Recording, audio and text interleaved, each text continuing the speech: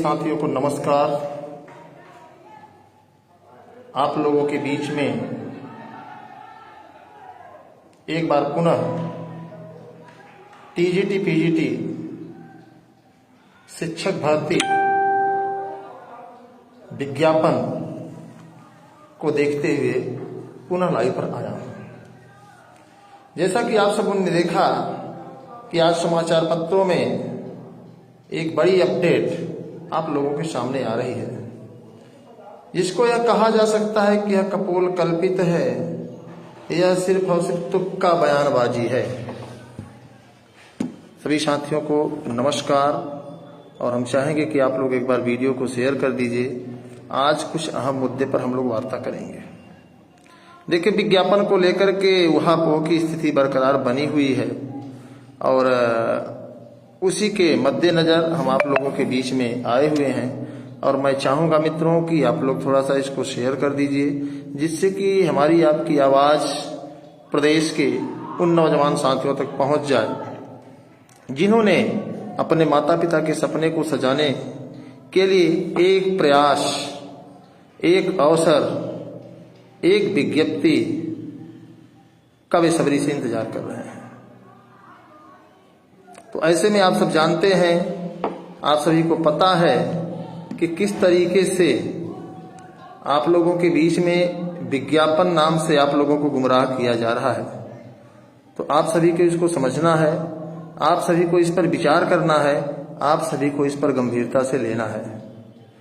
गंभीरता से क्यों लेना है? उसका सबसे बड़ा कारण यह है कि विज्ञापन आ जाएगा, उस पर आश्वासन महीने के अंत में, यह थोड़ा सा समझ के परे है। जबकि सच्चाई यह है कि माध्यमिक शिक्षा सेवा चयन बोर्ड का इस विज्ञापन से कोई रोल नहीं है। गुमराह करना अलग बात है। हम गुमराह आपको कर सकते हैं, आप भी हमको गुमराह कर सकते हैं। तो ऐसे में आप सब इसको समझ सकते हैं कि हर हाल में आप लोगों को विज्ञापन को लेकर के संघर्ष करना होगा, चाहे वो ट्विटर हो, चाहे सोशल मीडिया हो, या किसी भी स्तर पर आप लोगों को इसमें मजबूती से सक्रिय होना पड़ेगा। तो आप लोगों के बीच में इसीलिए उपस्थित हूं, और मैं चाहूंगा कि आप लोग थोड़ा सा, जो कई ग्रुप्स हैं उन सभी ग्रुपों में आप शेयर कर देंगे, तो हमारी आपकी आवाज उस साथी तक पहुंच जाएगी जो गुमराह और गुमनाम गलियों में जी रहे हैं।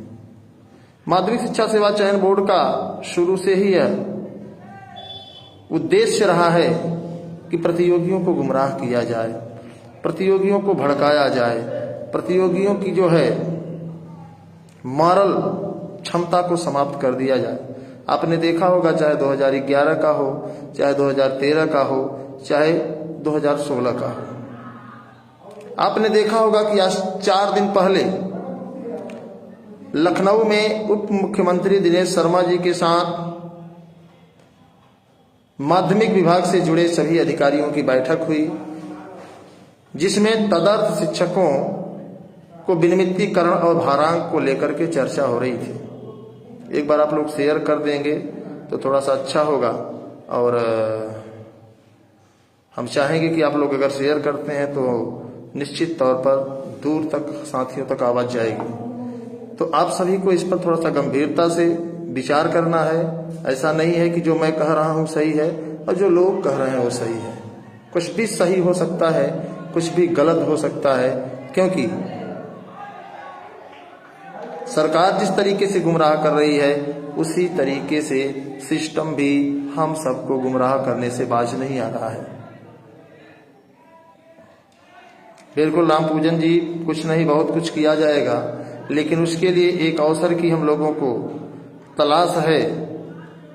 और हम चाहते हैं कि जो हमारे साथी हैं, नौजवान साथी हैं, सभी को है कि अगर भर्ती समय से नहीं हुई तो निश्चित तौर पर यह भर्ती फंसेगी और हम युवाओं का, हम नौजवानों का सपना चकनाचूर हो जाएगा। जिसको लेकर के माननीय दिनेश शर्मा जी से मैंने फोनिंग वार्ता भी की, साथ ही साथ मैंने उनके व्हाट्सएप नंबर पर सारे दर्द लिख करके भेज दिए। मैसेज भी उन्होंने देखा, अब उन्होंने विचार क्या किया यह स्पष्ट नहीं है, जबकि तदर्थ शिक्षकों का आप लोगों को बता दें कि तदर्थ शिक्षकों का जो विज्ञापन है में जुड़ना है, उनको किसी न किसी तरीके से हम लोगों को जुड़वाना है। सुप्रीम कोर्ट से अगर आदेश न होता तो कहीं न कहीं हम लोग असफल होते, हम लोगों की लड़ाई निराधार होती।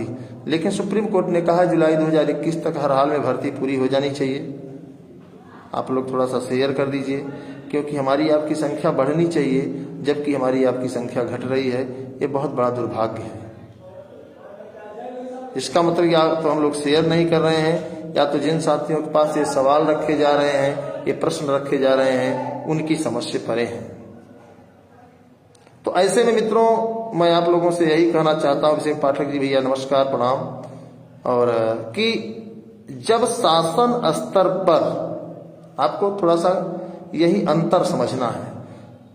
उस दिन समाचार पत्रों में आप लोगों ने देखा होगा कि शासन स्तर पर मामला लंबित है। तदर्थ शिक्षकों के संबंध में विनियमितीकरण और भारांक के संबंध में मीटिंग हुई, जिसके बारे में मैंने पूर्व की वीडियो में बताया कि उस मीटिंग में क्या हुआ। आज क्या है कि शासन स्तर पर 2 दिन बाद बैठक होनी थी, लेकिन बैठक नहीं हो पाई किसी कारणवश। तो ऐसे में जो माध्यमिक शिक्षा सेवा चयन बोर्ड के अध्यक्ष महोदय जो निगेटिव को पॉजिटिव में बना रहे हैं, जब 19 तारीख को युवा मंच की टीम उनसे मिली थी, आप लोग शेयर भी करते रहिए, और जब मिले थे तो आप लोग उनको जानते ही हैं, बहुत स्पष्ट सी बात है मित्रों। उन्होंने कहा था एनआईसी जैसे ही हरी झंडी दे देती है, हम विज्ञापन जारी कर देंगे। कुछ दिनों बाद पता चलता है कि एनआईसी का कोई रोल नहीं है, बल्कि तदर्थ शिक्षकों के ऊपर सरकार बहुत गंभीरता से विचार कर रही है, और उस पर यह निर्णय लेना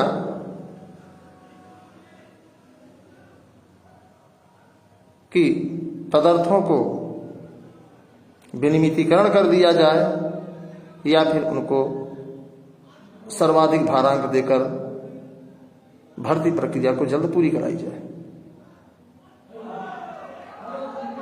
तो ऐसे में सत्येंद्र जी, आप भी समझदार हैं, पढ़े लिखे हैं, शिक्षित हैं, और जो जब शासन ही तय करेगा तो किस हैसियत से माध्यमिक शिक्षा सेवा चयन बोर्ड के अध्यक्ष माननीय वीरेश कुमार जी आश्वासन दे सकते हैं। अगर उन्होंने आश्वासन दिया भी है तो एक तुक्का बयान है, तुक्का, कि 2 दिन बाद मीटिंग होनी थी तो 2 दिन नहीं 4 दिन हो जाएगा, तो महीने के अंत में विज्ञापन आ जाएगा। ऐसा आप लोगों ने समाचार पत्रों के माध्यम से बहुत बार सुना होगा कि महीने के अंत में, महीने के प्रथम सप्ताह में विज्ञापन आ जाएगा। यह सिर्फ और सिर्फ आपको गुमराह किया जाता है, और इसका सबसे बड़ा कारण है कि गुमराह करने के लिए